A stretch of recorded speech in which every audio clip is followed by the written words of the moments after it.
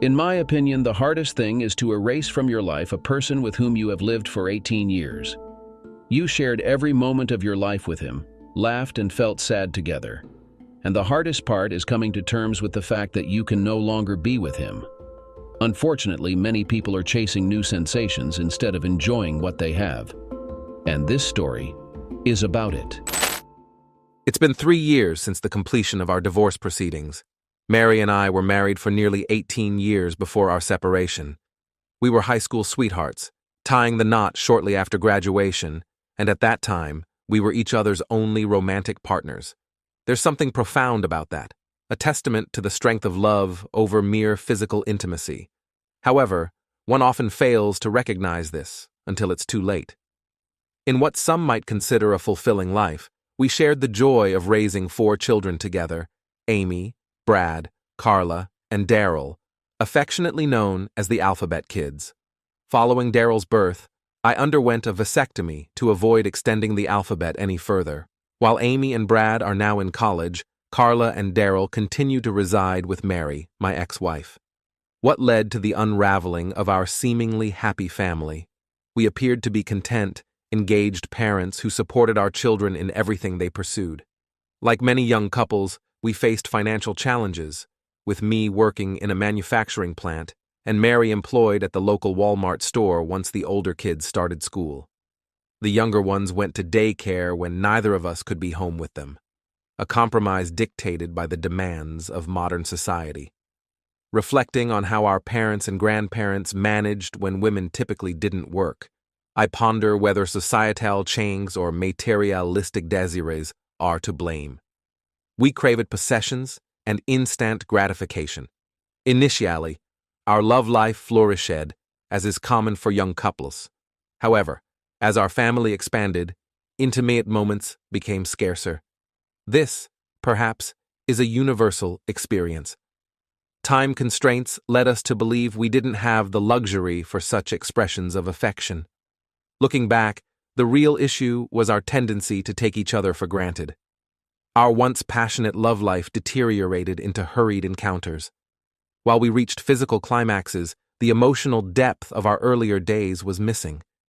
It became mundane, not because love had faded, but because we failed to infuse it where it truly mattered. Upon my promotion to a supervisory role, our financial situation improved. As the children grew older, occasional outings like dinners and movies injected a bit of sparkle into our somewhat lackluster relationship. It seemed like a phase many marriages endure, a period where love persists, but familiarity breeds complacency. One day, Mary came home and expressed her desire to socialize with her female colleagues from work. Given that our children were now old enough to fend for themselves, I saw no issue with it. This occurred approximately 4 years ago. Mary adorned herself in slacks and a blouse, looking lovely. Like many women, she was often concerned about her weight, but she consistently managed to look great, regardless of her weight. Upon her return, I inquired about her evening, and she shared details about the outing with her co-workers.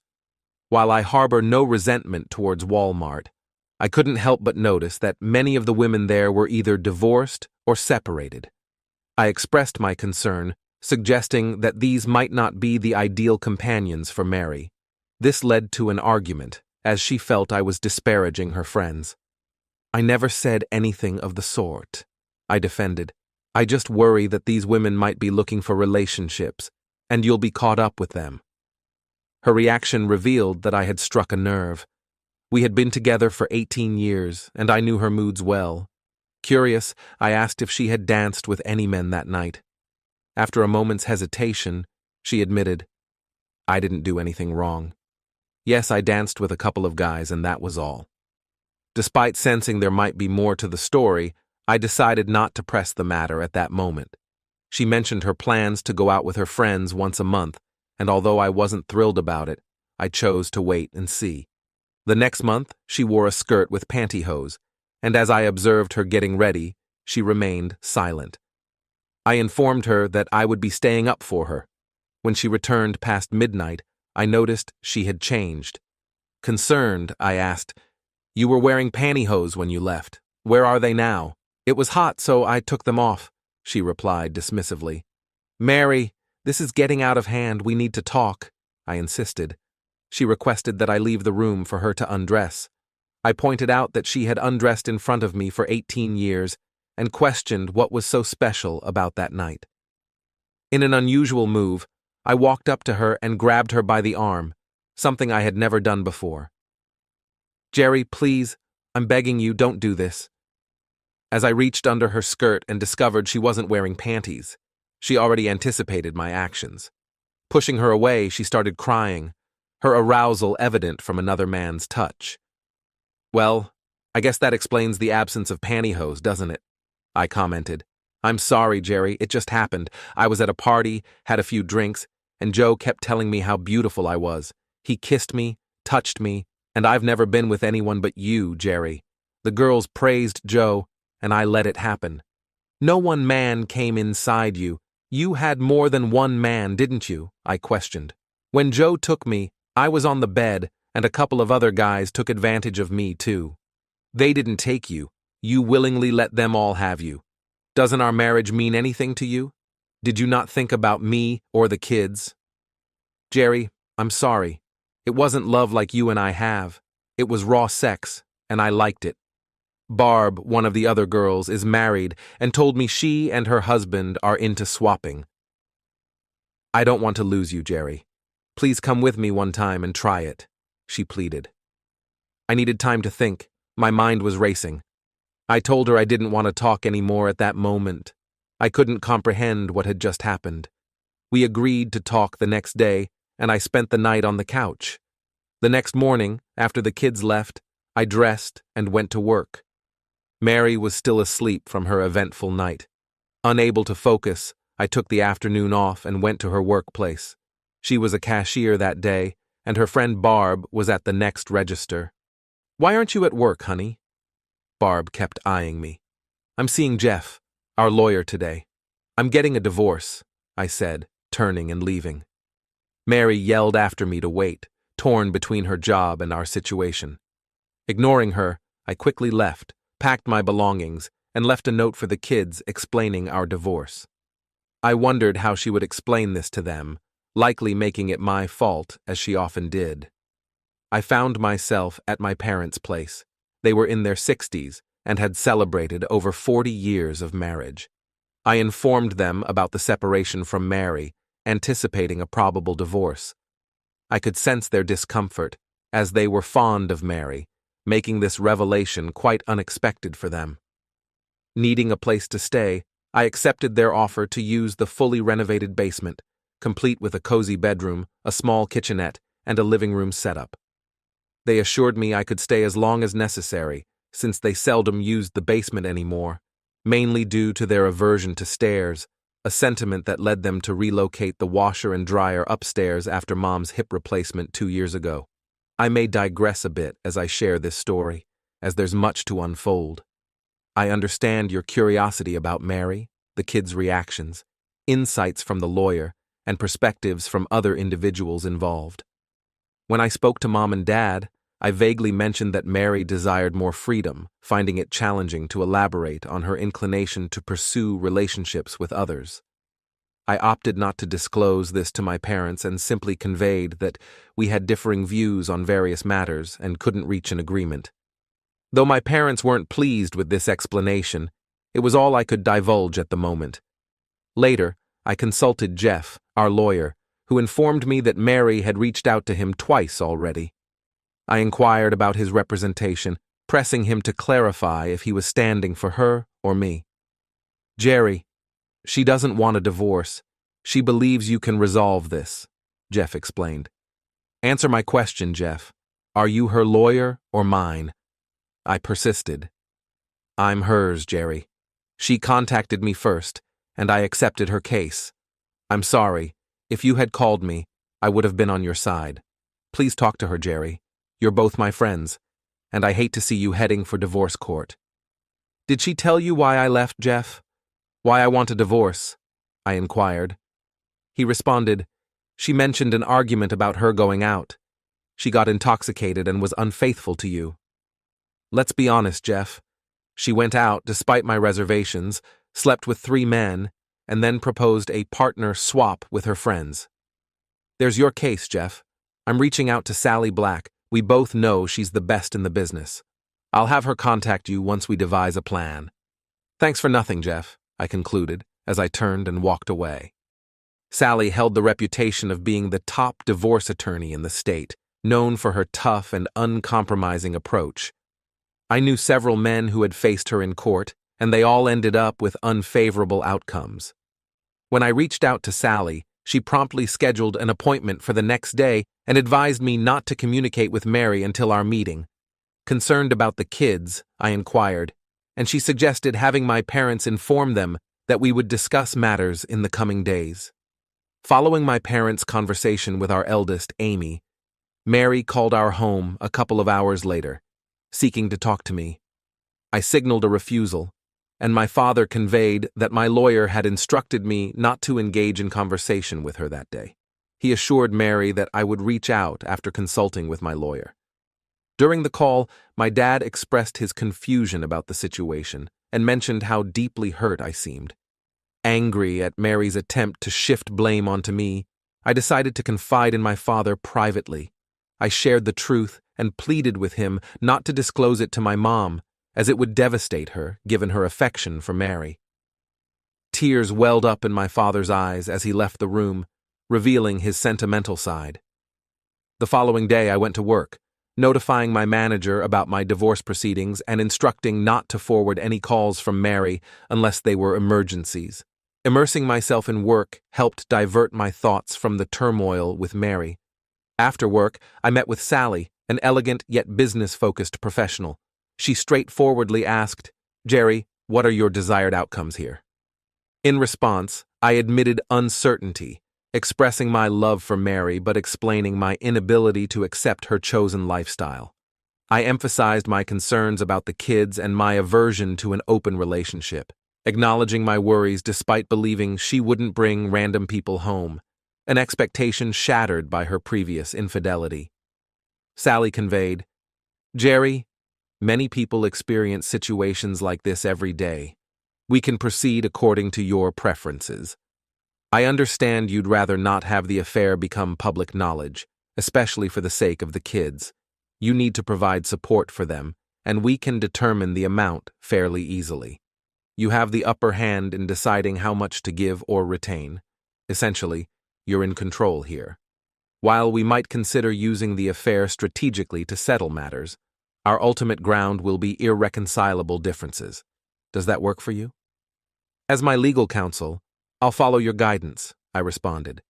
"Now that you earn a substantial salary, and considering she's working too, we could likely settle on $500 per week in child support. As the kids come of age, we can reduce it by $50 per week. No spousal support will be required, and once all the kids are over 18, the financial support ceases. You'll also be responsible for their medical expenses. Regarding higher education, that's optional. It's up to you. Legally, you're obligated for the next 6 years, given your oldest is 17 and the youngest is 12. Are you comfortable with this plan, or do you have other preferences?" "What about our savings and my retirement package?" "All savings will be divided equally, and joint bills will be settled accordingly. Since you have 2 vehicles, you can each keep 1. Your retirement is exclusively yours. We won't let her touch that. The house and furnishings are the remaining items. What would you like to do with them?" "Our house is valued at around $200,000, with about $60,000 owed. However, my kids reside there. I'm uncertain about the best course of action," I explained. "I have a suggestion. In cases like yours, where revenge isn't the goal and children are involved, I propose letting her keep the house until the kids are grown and out of the house, say around age 21. At that point, the house will be sold and the proceeds divided equally, or one party can buy the house at half its value minus the outstanding mortgage. She'll be responsible for half of the house payments." So much to sift through. Why wasn't I sufficient for her? 18 years wasted. "I suppose we can go with that. What if either Mary or Jeff decide to challenge it?" I inquired. "Then we bring out the heavy artillery, and bring up the infidelity. I'm quite certain they wouldn't want that. If they do, then we'll request custody and an equal division of assets, with no alimony, considering she won't have the children. I took the next day off, and Sally called Jeff, telling him that she had a proposal for him and Mary, asking if they could meet at her office at noon. Of course, Jeff hesitated about coming to Sally's office but agreed, knowing it was a no-win situation for him. Jeff and Mary arrived simultaneously. I figured Jeff instructed her to wait for him in the parking lot. There we were at the table, Sally and I on one side, and Jeff and Mary on the other. Jeff spoke first.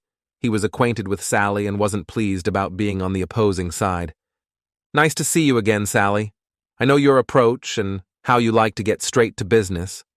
Before you present us with an offer, Mary would like to have a private conversation with Jerry." "No," I said. "She had her say the other night. I'll talk to her only after the papers are signed. Everyone here is aware of why I'm seeking the divorce." I looked directly at Mary. "If you're worried about your love life being exposed, please consider my offer. I think it's quite generous." Sally added, "Well, that question was addressed. Mrs. Cohen, Jerry has made you a very fair offer." Sally handed a copy to Mary and one to Jeff. "He will cite irreconcilable differences as the reason for separation. As you can see, he has provided you with a decent income while your children are at home. The only debatable issue here is the house. I believe Jerry has been quite fair in his offer on that front as well." Jeff spoke again. "We need time to review this document and consider a possible counteroffer. Sally, I'll discuss it with Mary and get back to you in the next couple of days." "Jeff, just so we're clear on the matter, there will be no counteroffer. If you reject this offer, which I believe would be very unwise, Mr. Cohen will file for adultery and seek custody of the kids and the house." Mary glanced upward, tears streaming down her face. Sally, adopting a tough stance, played hardball, and witnessing Mary's distress pained me deeply. Mary hastily seized a pen, inquiring about the signature location without bothering to read the document. Her tears were unbridled, fueled by the fear of losing custody of her children. "Mrs. Cohen, please, try to calm down," Sally urged. "Jerry doesn't intend to harm you or the kids. Take a day or so, as Jeff suggested, and review the terms. Perhaps we overlooked something. I apologize for my assertive tone, but it's crucial to emphasize that we're proposing a generous settlement. Jerry is ensuring the well-being of you and your children. Please take the document, consult with your lawyer, and Jeff and I can revisit the discussion tomorrow." Sally offered Mary a tissue box. Accepting a couple of tissues, Mary glanced at me as her tears subsided somewhat. "Jerry, no matter what you think, I still love you. I had hoped we could take some time apart and maybe reconcile, but it seems you've already made up your mind." "No, Mary, you made the decision for me. You want the freedom to do as you please, and I'm granting it. All I ask is that you keep your affairs away from my kids, or I'll take them away. That's a promise." Mary resumed crying as she hastily exited the building. Jeff bid us farewell, assuring Sally he would likely see her tomorrow or the day after. Sally turned to me, commenting that it seemed I would prevail in this case. I countered, stating that there were no winners, only losers. I lost the only woman I ever loved, and my children now reside in a single-parent home. It wasn't a victory. We merely reached a fair agreement. My daughter Amy brought the two youngest kids to visit me at my parents' house. I was delighted to see them. They kept asking about our family situation, and I repeatedly explained that their mom and I were having difficulties and didn't agree on some significant issues, leading to our decision to get a divorce. I reassured them that even though their mother and I wouldn't be together, we would both continue to be part of their lives. I assured Daryl, "I'll be present at your games without fail, and Carla, when volleyball season arrives, you can count on me cheering for you from the stands. I'll always be involved in your lives." After hugging and kissing them, I shared my cell phone number, emphasizing that they could always reach me at their grandma's house. Brad arrived a bit later with a serious question. Dad, did you cheat on Mom? No, Brad. I would never betray your mother in that way. Why would you think that? He explained, well, Jim, my friend at school, and Travis, our neighbor, both mentioned that their parents divorced due to infidelity. I just wanted to make sure you didn't do something like that. I love you, Dad, and I'm going to miss you. Brad, you won't be missing me. I'm not leaving the country. I'll always be here for all of you. It'll just take some time to adjust to our new situation.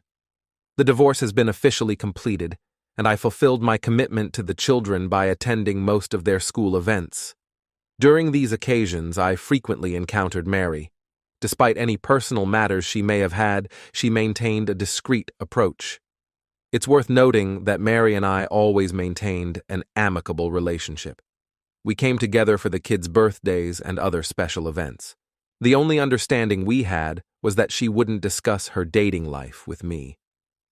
Our conversations revolved around the children, holidays, and my parents. No subject was off limits except for her romantic affairs. On a few occasions, she began to broach the topic of a male friend or something similar, prompting me to excuse myself from the conversation. The agreement Sally and I drafted was signed by everyone, although I wasn't present when Mary came in to sign it. Sally informed me that Mary found it challenging to accept. We had some disagreements with Jeff about which credit cards should be paid and by whom. I suppose that was his way of saving face.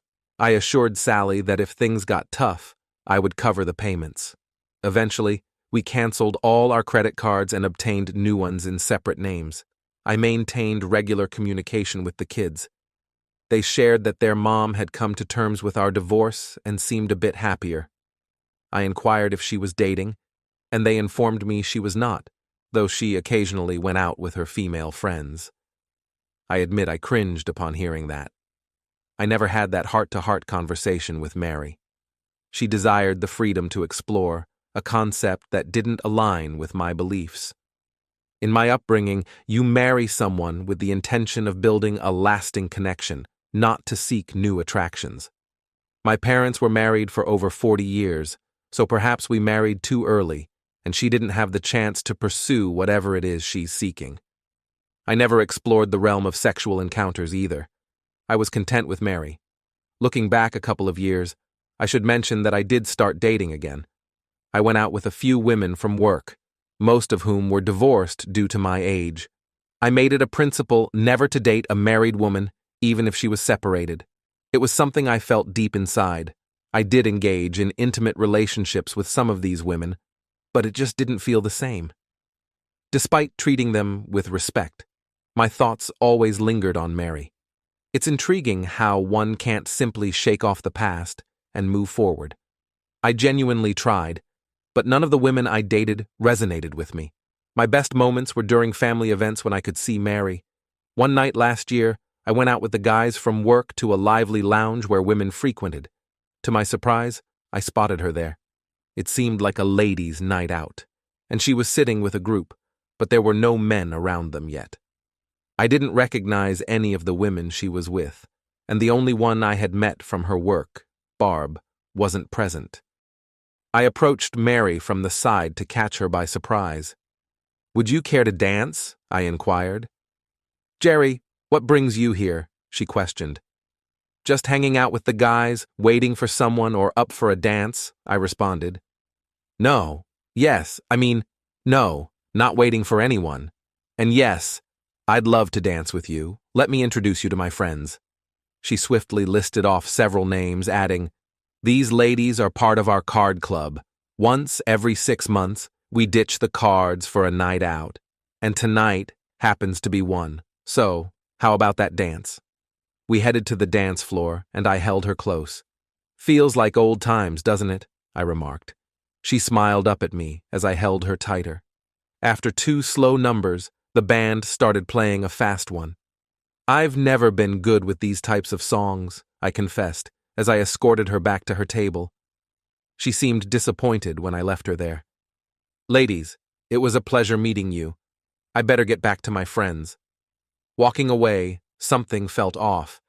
I didn't want to see if she'd be approached by someone else, Informing my friends that I had to leave, I said my goodbyes. Looking back as I left, I saw Mary staring at me. The next day she called, expressing delight in seeing me out. She enjoyed our time together and asked if I'd help plan Amy's wedding reception. My oldest daughter was about to tie the knot. It felt like just yesterday when I held her in my arms. It struck me as odd that Mary called the day after we met, considering Amy's wedding was a year away. I suggested it might be too early, given the distance in time. She explained the need for early reservations and planning. I recommended she reach out to Amy to make initial plans, and once they had IDs on paper, I'd handle the financial aspect. She agreed, promising to call Amy and kickstart the preparations. I wanted to make it clear to Mary that one dance didn't mean we were getting back together. About a month later, I gave her a call to check on the progress of our plans. Carla picked up and informed me that Mary was out with friends. Although I felt irritated, I couldn't justify my frustration. After all, we've been divorced for over 2.5 years. Curious, I asked Carla if Mary frequently went out, and she mentioned it was about once a month. Feeling a bit restless, I called up my friend Pete, who, like me, was divorced and enjoyed the company of ladies. We decided to hit the lounge. Upon entering, we found it bustling with people. To my surprise, Mary was there, seated with a mixed group of men and women. Dismissing any concern, I decided to enjoy the night and find someone else to dance with.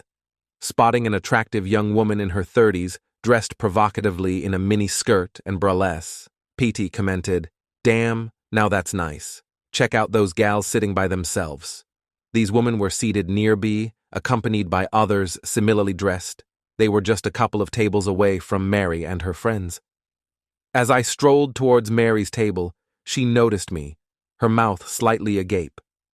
I intentionally walked past her and approached the table with the attractive young woman. "Care to dance?" I asked her. "Sure, I like older men, especially good-looking ones," she replied, loud enough for Mary to hear. We got up, and I held her close, my arms around her with her breasts snug against me. "I'm Jerry, and you are a very lovely woman." I danced almost in front of Mary's table, introducing the attractive woman as Rachel. While dancing, I avoided looking at Mary, but I couldn't help but notice the men at her table staring at Rachel's legs. Playfully, I pulled on her skirt, giving them a little more to appreciate.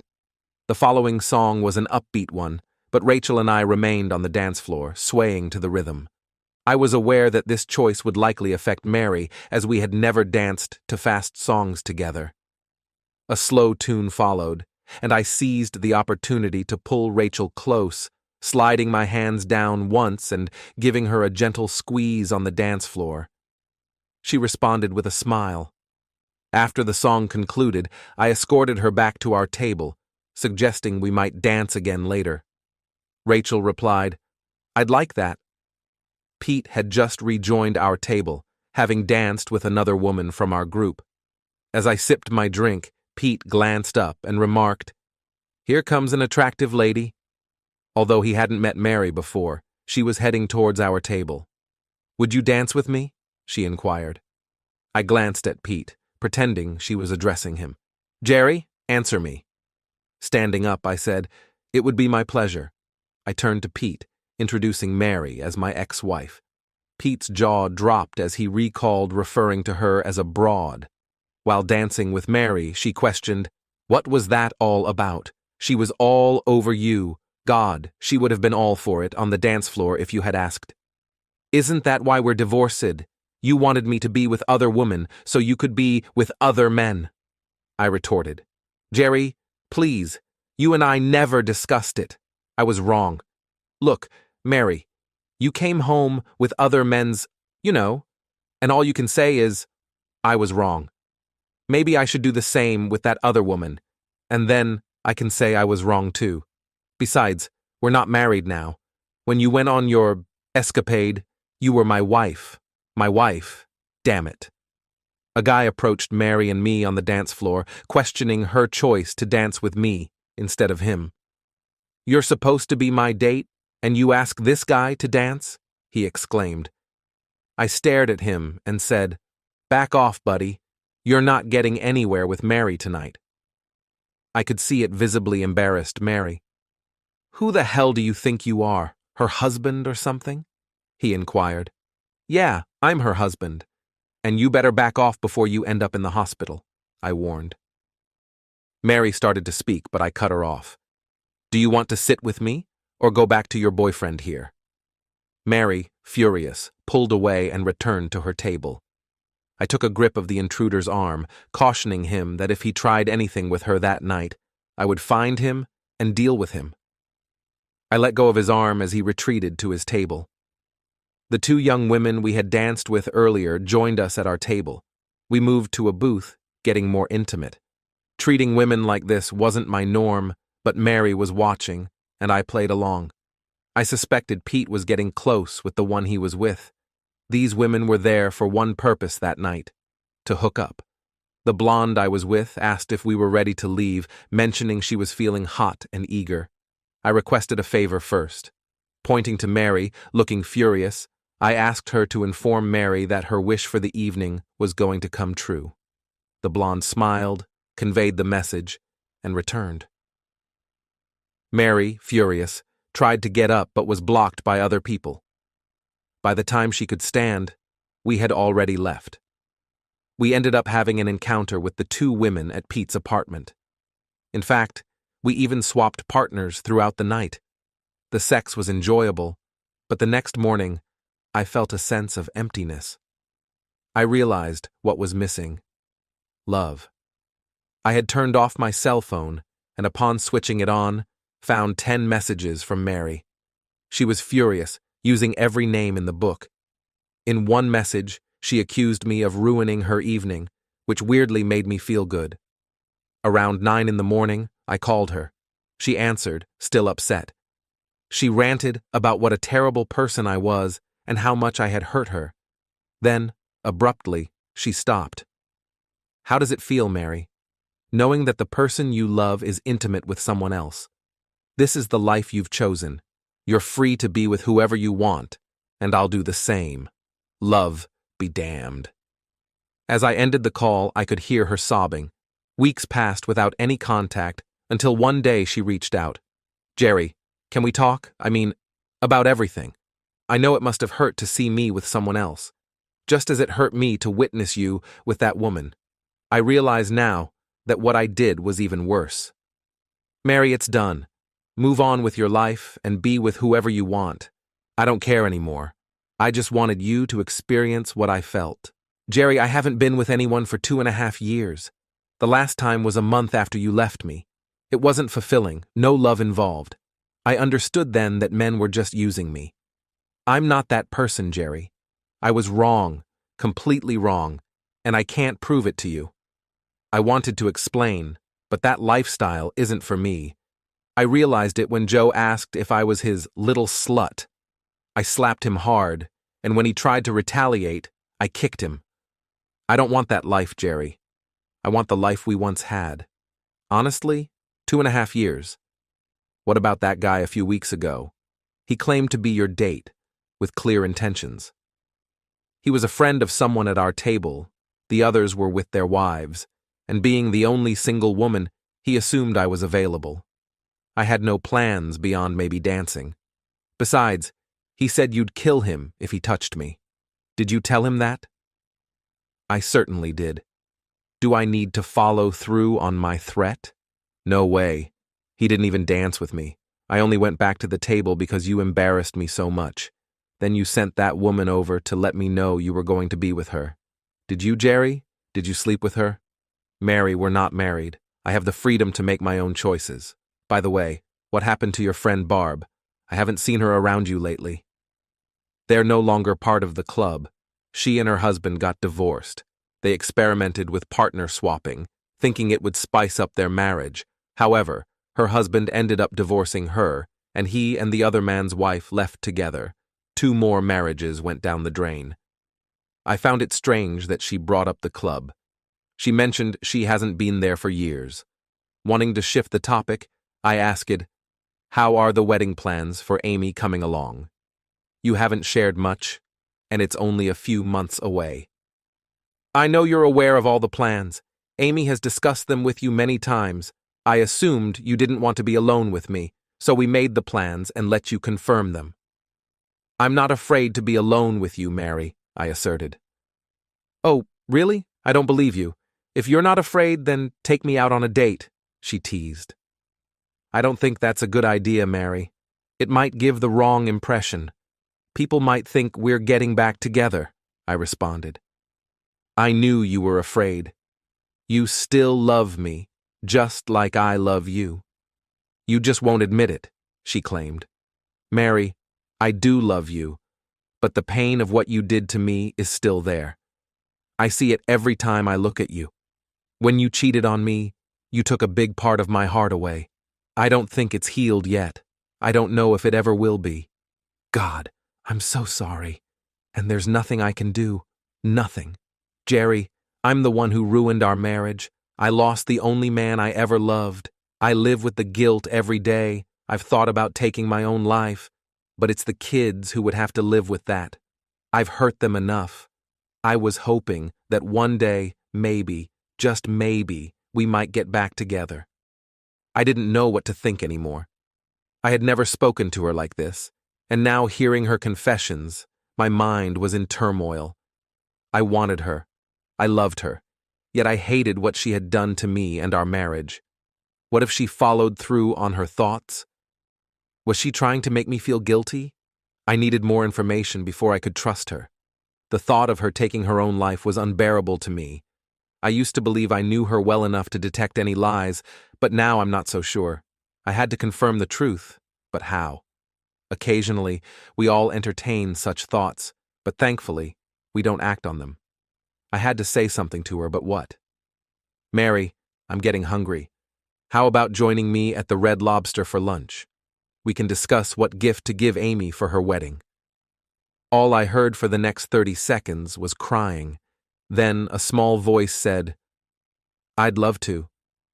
Now, Mary, you have to understand, this isn't about anything romantic. It's just lunch and a little chat about Amy's wedding. I understand. I could almost sense her smiling. I stopped by to pick her up, and there she was, waiting on the porch. She looked stunning, dressed in a lovely outfit that showcased her legs. I pulled up, and she practically ran to the car, getting in with a smile. We stuck to light topics, avoiding the heavier issues. She mentioned buying a dress for the wedding and advised me to get measured for a tux. I knew I had to wear one, but no guy really looks forward to it. Without thinking, I asked Mary if she'd accompany me to see how I looked in a tuxedo. I hadn't worn one since our wedding almost 22 years ago. She looked surprised, and so was I. It just slipped out. I was so accustomed to seeking her opinion when we were married. Yes, I'd love to come with you. Just let me know when. I couldn't take it back, so I told her the following Saturday would be fine. I needed to be careful. I might be getting myself into trouble. We were seated at the table, both ordering iced tea. We always ordered the same things. We had so much in common. Mary, there's something I need to discuss with you, and it's crucial for me to hear the truth. I assure you that once you answer, we won't revisit this topic. Were you serious when you mentioned the possibility of taking your own life? She gazed at me, a tear welling up in her eyes. Don't worry, I won't shed tears. I've had my share over the last 3 years. In response to your question, yes, I did contemplate it. I mentioned going out once after you left, and, as absurd as it may sound, it was my way of seeking revenge against you. Revenge against me? I don't understand. I was utterly confused, feeling lost and abandoned by you. I know it wasn't your fault, but at that time, my thoughts weren't rational. I went out again to retaliate against you. It wasn't enjoyable, and when things took a turn for the worse, I decided to leave. That's when he insulted me, calling me his slut. I reacted, slapped and kicked him, and went home in tears. The kids were already asleep, and I felt like my life was over. I went inside, grabbed the entire bottle of sleeping pills, and was on the verge of taking them when Carla asked if she could sleep with me. She said she needed me. Holding my little girl as she slept in my arms, I broke down. That's when I prayed to God for help. A sense of calm washed over me, and I realized my kids needed me, and just maybe, you might see a positive change in my life and want me back. Her words brought tears to my eyes. Fortunately, our meals arrived, and we shifted the conversation, focusing on our food. Later, I suggested going to a movie, opting for a comedy to share some laughter. After dropping her off at home, she invited me in, but I declined, explaining that I needed time to think.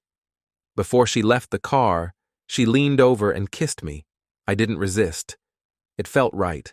Like I love you, Jerry. Just keep that in mind. She exited without me uttering a word and entered the house. Something seemed off. She had mentioned twice now that she engaged in the swap activity only once more, a month after I left her. I wanted to trust her, but the pieces of the puzzle didn't align. For one, attending a swap club necessitates having a partner. Who was hers? It couldn't be this Joe guy because she swapped to be with him. Where was her man when she was fending off Joe? Then there was the potential suicide, as she repeatedly claimed. Yet, she only revealed to me about the sleeping pills. I wanted to trust her, but I needed answers. My major concern was where she went every month for 2.5 years and with whom. The kids never mentioned meeting anyone. Perhaps she was truthful, and I was being overly suspicious. All our spare time was devoted to preparing for Amy's wedding. I did have lunch with Mary, Amy, my son Brad, and Amy's fiancé, Ben. We were on our way to get fitted for our tuxedos. I felt like a penguin, but both Amy and Mary insisted I looked handsome. Time passed swiftly, and before I knew it, it was time for the wedding rehearsal. I went to the church and did everything I was asked to do. No big deal, as Amy and I walked down the aisle, and I added some playful elements like hopping and skipping, nothing inappropriate, just enjoying the moment. I recall the pastor mentioning that the following day would be different, and we might be nervous, so we should try to remember our parts. I thought, yeah, walk down the aisle and later say, her mom and I. Wow, I thought, who couldn't do that? Afterward, we all went to the restaurant and had dinner. I made sure to attend. It was something I didn't have to pay for. Before leaving for home, Mary approached me. I hadn't spoken much to her that evening. Jerry, I'll see you tomorrow. There was something in the way she said it, and I leaned over and kissed her. I don't know why, but I did. Perhaps it was the joy of the occasion. I can't really say. She smiled at me, and I departed. I arrived at the church early as instructed. The bridesmaids and ushers were already present, and soon the guests began to arrive. Nervousness started creeping in as Mary was escorted to the front row, looking exceptionally beautiful. Her radiant smile struck me, and I couldn't help but feel a bit jittery. "How's my penguin today?" She playfully laughed. "He's scared to death. His daughter is getting married, and his wife has never looked more beautiful," I replied, realizing the truth in my words. "It's okay, honey. Everything will work out fine. You'll do great. Just be careful not to step on Amy's dress," she reassured me with a smile. I went to the back of the church and waited for Amy. When she approached, tears welled up in my eyes. She resembled a younger version of Mary. "It's okay, Daddy. We can do this. Mom told me to say she loves you and not to step on my dress." Her words made me chuckle, reminding me so much of her mother. As we entered the sanctuary, Amy and I started our walk down the aisle. I kept repeating to myself, "Don't step on Amy's dress." Tears filled my eyes as I escorted my little girl, realizing that this moment epitomized the essence of life: love, family, and friends. We reached the front of the church, and many had tears of joy in their eyes. Thankfully, I wasn't the only one moved by the profound emotions of the occasion. "Who presents this woman for marriage?" the pastor inquired. Caught off guard, I pondered. "Me and Mary, no, her mother and I eventually replied. As I took my seat beside Mary, she displayed a mixture of smiles and tears. Leaning in, I whispered to Mary, "I messed up. One simple line, and I messed it up." "Everything is fine, honey. You did great," Mary reassured me in a hushed tone. Throughout the entire ceremony, I tightly held Mary's hand, perhaps a bit too tightly, and she endured it without uttering a word, sitting there with a smile and tears. I was relieved when the service concluded, though we still had to endure the customary photo sessions. Moving on to the reception, I felt the need for a drink and promptly got one. The atmosphere was lively, with everyone enjoying themselves. Amy and Ben were praised as a lovely couple, and people remarked on how nice it was to see Mary and me together. Each time I heard those comments, Mary simply smiled without saying a word. As the dancing commenced, there was a special dance for the parents of the bride. Leading Mary to the dance floor, I started dancing, and the crowd began applauding. Looking at our children, all smiles, and receiving a thumbs up from my mom and dad, it seemed everyone was confident about us, except me. After the wedding, Mary asked if I could drive her home, and I agreed. Upon arrival, she inquired if I was joining her inside. "I can't. The kids will be home soon, and I don't want them to get the wrong idea," I explained. Mary countered, "They already have the wrong idea. They're with your mom and dad, sleeping in your bed. Tonight, your only options for sleeping are in my bed or Brad's," she added with a smile. "Are you going to open my door for me?" I made a spontaneous decision. She expressed her desire for me, so I chose to follow my heart. However, I was cautious not to propose, as I still had lingering unanswered questions. Walking her to the door, I opened it, and she invited me in. "Jerry, there's no pressure to marry tonight. The future is uncertain. However, I do want us to share an intimate night, reminiscent of how it used to be." Entering her place, we gradually undressed. She appeared to be the most beautiful woman I had ever seen. She attributed it to my love glasses. That night, we shared passionate moments repeatedly.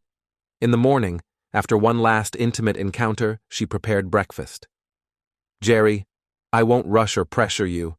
I'll be here for as long as it takes."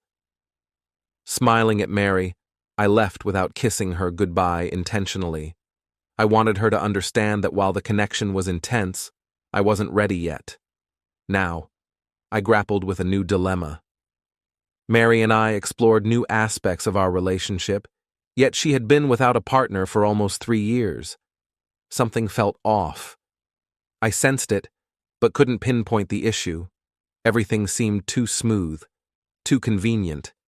Mary hadn't mentioned rekindling for over 2 years, and suddenly, in the last year, she actively pursued me. I needed more answers. Returning to my parents' home, I found everyone had left. My dad noticed my unease and asked if everything was all right. I explained that something felt off, and I needed to figure out what it was. Despite it being Sunday, I contacted Sally, my attorney.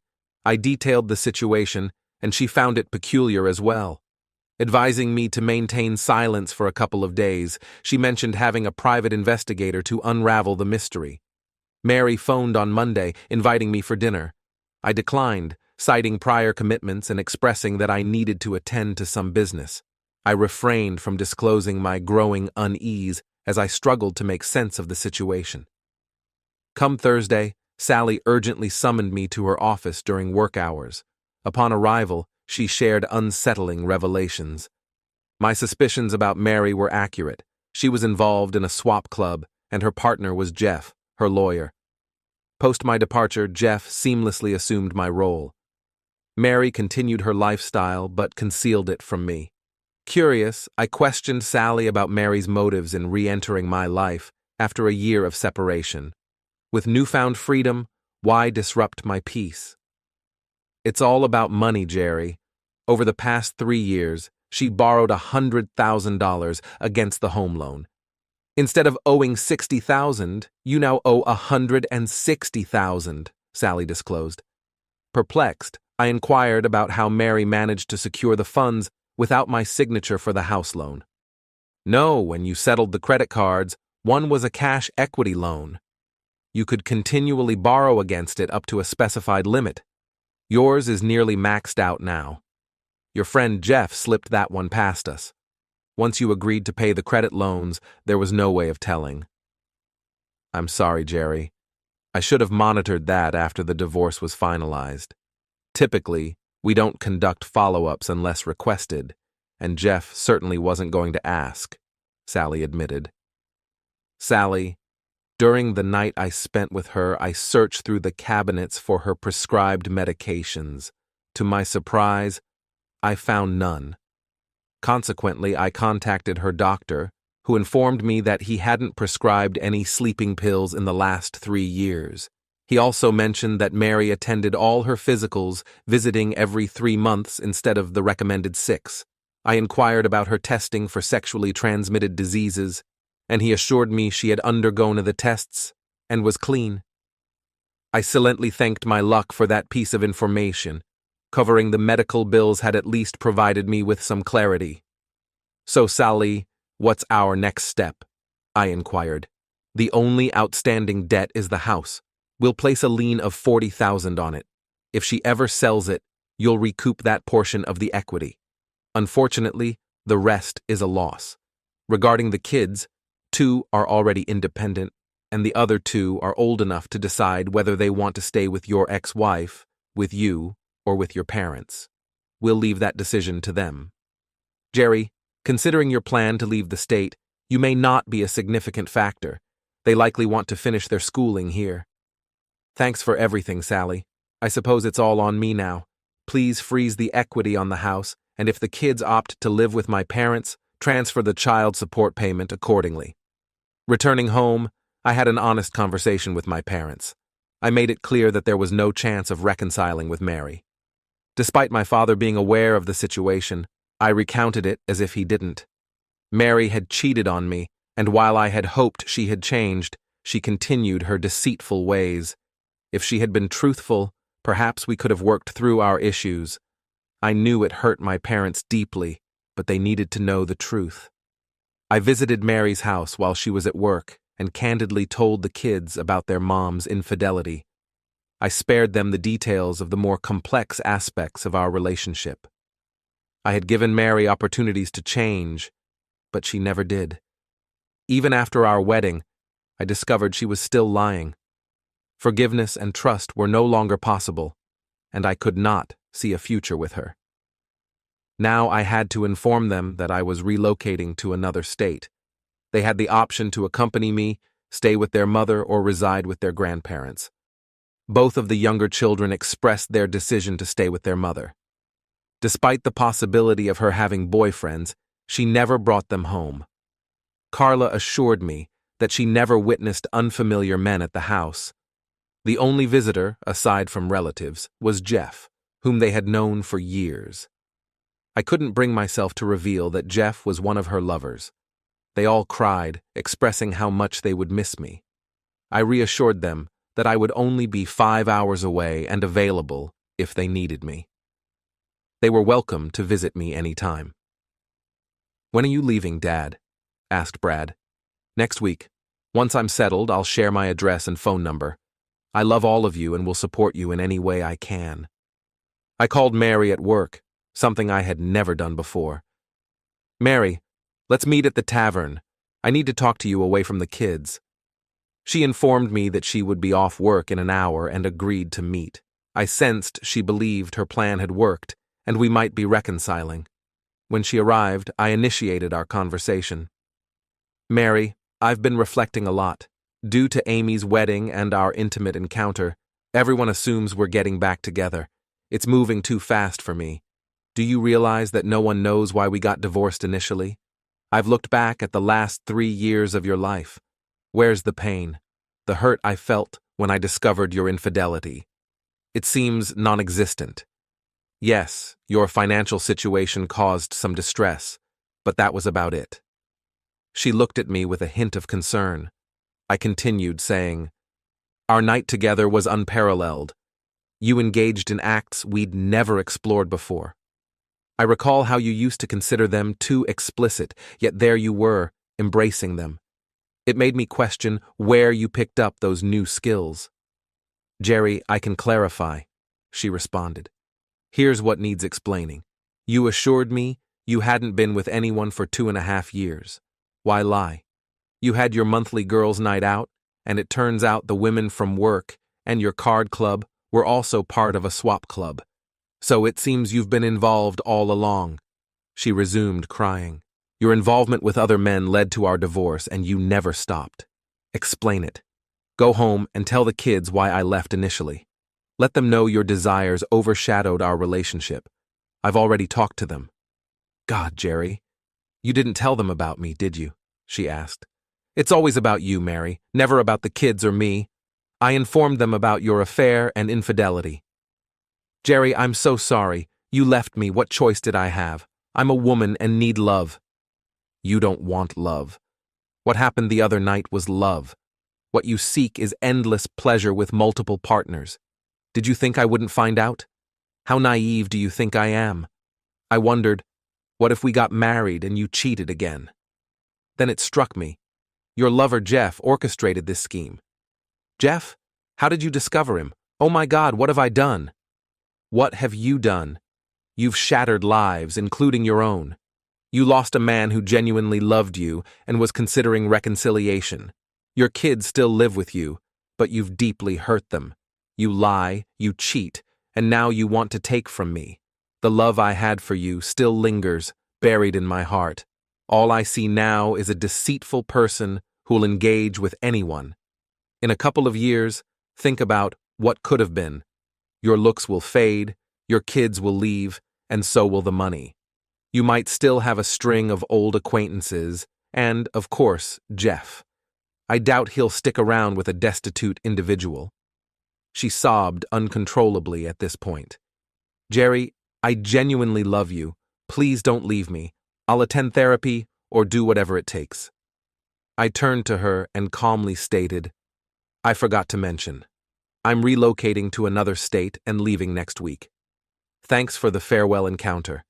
You're indeed skilled in bed, but I'm sure you're well aware of that, just like God and countless others. Farewell, Mary. Have a good life." I suspected Jeff orchestrated this scheme. Remarrying would nullify our old agreement, and Mary and Jeff manipulated me for a year for financial gain. Despite her monthly losses and increasing debt, she continued her extravagant lifestyle. It was evident she had accumulated significant debt. What a foolish woman. I eventually moved forward with my life. It stung for a while, but I was putting it all behind me. Did I love Mary? Undoubtedly, but her betrayals were too much. It's been a few years, and I've met someone new. She's a few years younger, gorgeous, articulate, and funny. She mentioned being divorced with 2 barely teenage kids. When I inquired about her divorce, she revealed, a cheating husband. He wanted the so-called good life, the include other people style. It wasn't for me. I'm a one-guy kind of woman. I also have to think about what's best for my kids. I told him to find a woman who thinks like that, but it wasn't me. We dated for about a year, and I proposed. Looking at me, she asked what the marriage vows meant to me: to love, honor, and obey, till death do us part, richer or poorer, sickness and in health, to be faithful only to her. I can do all that except the obey part, I chuckled. She knew my story, about my alphabet kids, and had a laugh. Her son was named Aaron, and her daughter was Faith. We got married, and all my kids attended the wedding. Initially hesitant, they met my future wife before the ceremony. They saw the kind, gentle person I saw. Amy and Brad were already married, and Carla was dating. Daryl and Carla were still in college. They understood I needed someone in my life. Mom and Dad also attended the wedding and fell in love with my bride. They knew my life was back on. My wife appeared stunning, small, and incredibly attractive. The idea of any man wanting to share her was beyond my understanding. After a brief honeymoon, we made a stop at my parents' place on our way back. I showed her around my hometown and the house I used to live in, which Mary had to sell due to her debts. Thankfully, I managed to get $30,000 out of it, thanks to Sally, my lawyer. Upon returning home, we embarked on our new life. It was a simple existence, but we found happiness in it. We embraced every moment, and our intimate moments were fantastic. We encountered only one issue, but we managed to resolve it. You see, my new wife's name was Maria. I recall her looking at me and insisting that we needed to address that. She didn't want me to call her Mary, so we settled on Honey. She made it clear that she didn't mind what others called her, but she only wanted to hear the word honey from my lips. I jokingly asked if I could call her sweetheart occasionally. She smiled and replied, "That would be fine too. When we're intimate, you can call me anything you want, except Mary." She laughed. "I'm not sure what Mary is up to these days. I've removed her from my life. The kids mention seeing her living alone in an apartment, and they believe she's doing okay. Regarding her dating life, they think she might be involved, but doesn't discuss it much. They mentioned that she cried when she learned about my marriage. Naturally, they love their mom and keep an eye on her. She'll be fine," they assured me. "I just hope she's left behind some of her wild ways. I suppose I'll never find out." I vividly remember the last words she said to me. "Jerry, I truly love you, and I want you to know that I'll wait for you. I believe you'll come back to me. I'll be here for as long as it takes." My response to her was, "Forever is a long time to wait."